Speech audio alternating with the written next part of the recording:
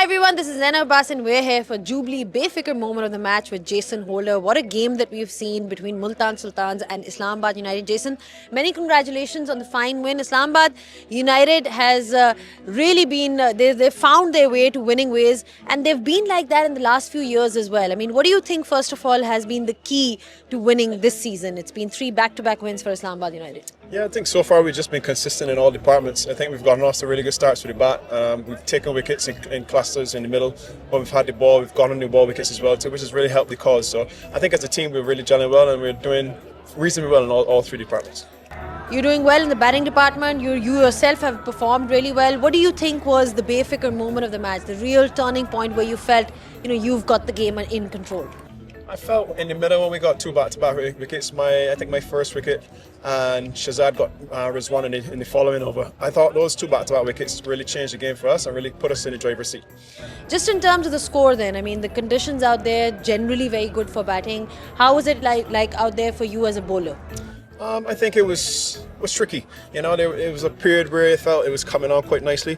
But I think as the ball got a little softer, a little older, it tended to grip a little bit more into the surface. So we came back in the game quite nicely. But I think up front in the power play it became quite challenging, only with 2 fielders out and the ball sliding on a little bit more. But I think as the game went on, it became a little bit harder for batters to come in and get going.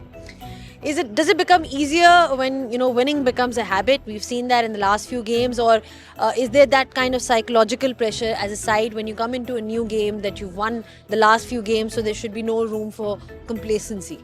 Yeah, I think you're hitting the nail on the head there. We're not going to get complacent. I think we're still yet to play a perfect game. I think if we keep marking ourselves as hard as we possibly can, I think there are always areas that we can improve on. So I think as a unit, we'll just look to go back to the drawing boards and see where we can touch upon and just look to play a perfect game.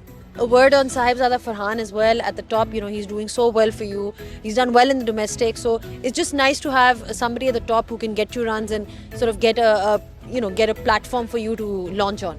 No, he's been excellent. It's the first time I'm seeing him play and been really, really impressed. I think what strikes me best about him is how calm he is under pressure. He doesn't seem to get flustered.